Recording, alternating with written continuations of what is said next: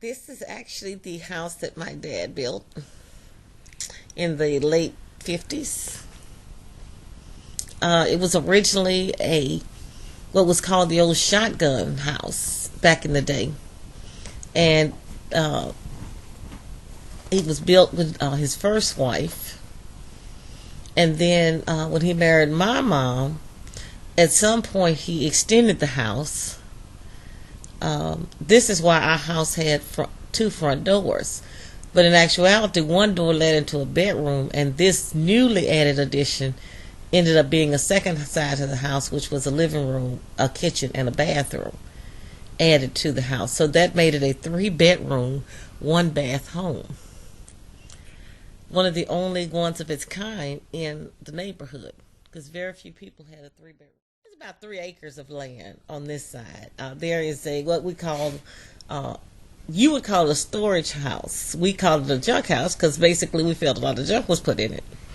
On the side right to the back of the house was the laundry room. We called it a laundry shed. It held the wash machine and everything in that little space. And circling the house at any given time were gardens, or what we called our football field, basketball court, and tennis court. We were a very creative group of people. Directly in front of the house stands the huge magnolia, which was given to my sister by her first boyfriend as a gift of promise. He didn't like open the front door and lock the screen door. So if somebody did come to visit, they would have to knock on the screen door, but they couldn't just walk in. And we could always go to the other room to see who it was. So if it was somebody we really didn't want to entertain, we could just pretend we didn't hear them knocking.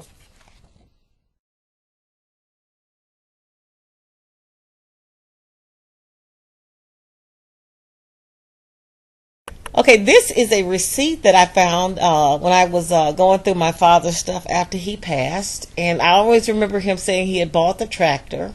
And so this was the receipt showing that he had purchased the tractor in 1977 for $600. As a matter of fact, 2 days after my mother had made a birthday, maybe it was her birthday gift, but he was going to use it. And I remember whenever we would do hog killings, my mom then would get the what was called a meat grinder, and they would grind the meat into sausage-like texture, so that we could have sausage patties and things of that nature throughout the year. Hog cracklings. We often met in the kitchen and talked, and this is where most of the action took place. So just like, and actually the last conversations that my sister and I had with my mom was actually in the kitchen that Saturday night before she passed.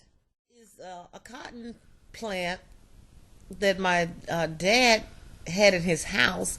I have no clue where this cotton tree came from because he put it in the house after we were adults, and so it was not part of my childhood. We never picked cotton or anything. We never had cotton. This was actually the first cotton I had ever laid eyes on. So this is how we got our cotton picking experience.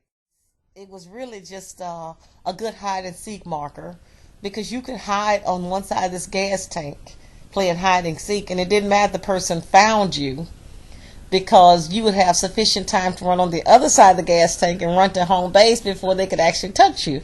Because in hide and seek, the rule was you had to touch the person. You couldn't just see them. And so it was long enough to give you sufficient time to get up and run and get to home base, which was usually on the back porch.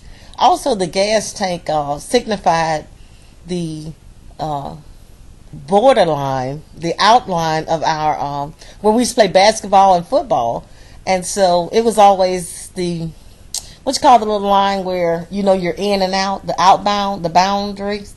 Okay, it was like a boundary. So if you stepped near the gas tank, then you were out.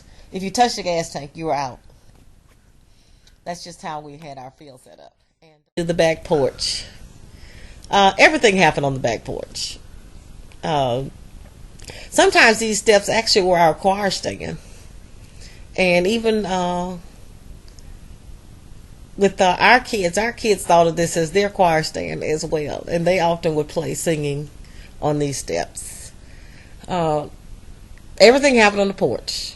At the end of the day, or if nothing was going on, downtime, everybody hung out on the porch, sitting around talking. All the vegetables peeled on the back porch. Fish was cleaned on the back porch.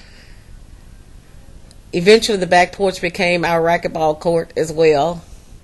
Once my older brother got into racquetball, then he showed us how to play. So we would actually use the back porch wall as as part of the court, and we was also mud pies. When we did mud pies, we'd put it on these steps to dry. The counter was the porch itself, and we would stir it on the counter and then put it in the pans, and then you just slide it underneath the steps, and there it would dry and make a mud pie.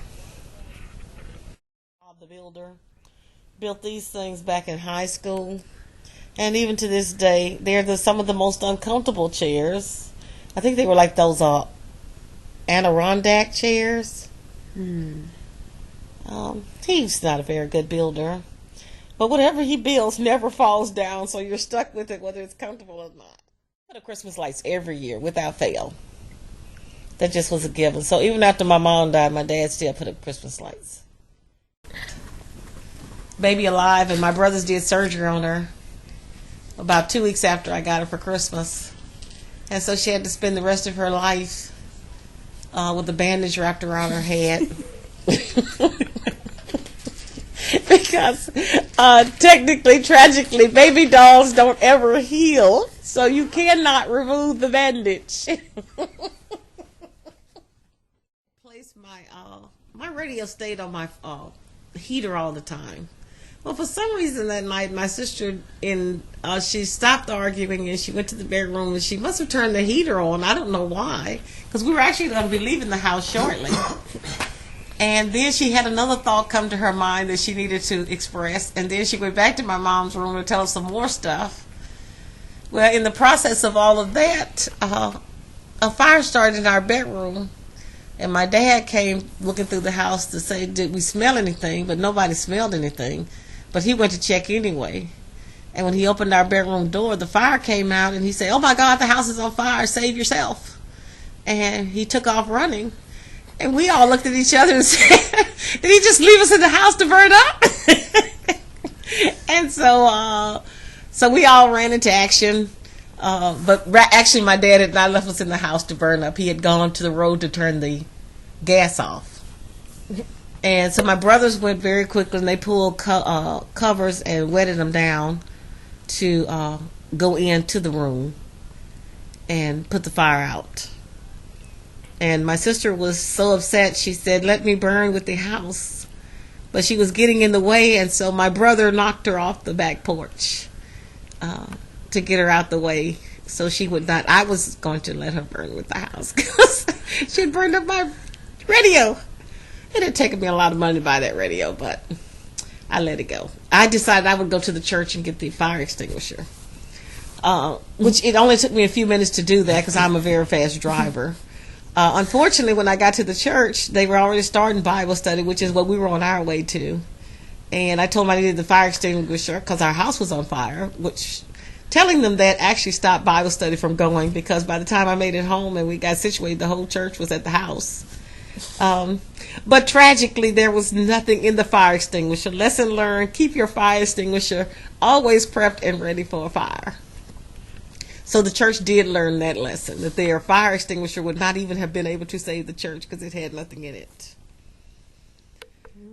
We did a lot of things in the we would always have the second Sunday church service, and I can remember wanting to watch the Dallas Cowboys play football, but it was at the same time that we were going to have church, and it was during the same time when they came out with those little mini TVs, and I figured out how to make my mini TV fit under my church robe And I was able to watch some of the game while worshiping at the same time.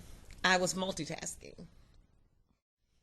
We did quite a few things in this church. You learned how to sing in the choir. You learned how to be an usher. Most of my family was here at this church, so every Sunday that means you met all of your cousins and aunts because everybody came to the church together. Pretty much everybody who's in this church can tell you this is where they got first girlfriends, first boyfriends. You saw me from afar, knows it. I remember. I don't remember. I think we was in the 11th grade. I was sitting in U.S. history, and she was sitting next to me, and she would always talk to me during that time, and the teacher would always say, "Winfred, leave Veronica alone," but it was actually Veronica talking to me. So I was talking to your dad because I always talked to the simple man. It gave me a release from always having to. At some point, deal with the upper echelons. At some point during high school, we stopped talking. I can imagine. and move on. I had given him his 5 minutes of fame. And she called me back later on. And I did not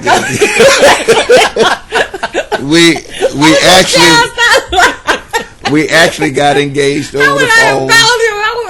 I would just like to know who the Lauren person gave you my number in Southeastern. Which one of them boys? We actually got engaged over the phone. I actually mailed her the ring from Hawaii. Because I was an adventurous person. She was so happy. What types of things did y'all learn about when y'all was younger that y'all brought into y'all own family? Hard work. Family first. Family first. Nothing free. You work for everything that you get. Be honest with your children. One of the things I think one of the things that we learned is, and I think my wife just said it, God first. We promoted God to all you children, as you know, each one of y'all grew up. So all y'all grew up in church, and hopefully whatever we imparted in you all, that y'all would pass it on to y'all children, and at least y'all families will not only start off in church, but finish in church, because we realize that God is the key to each answer in our lives. No matter what we do, it's always going to be God first.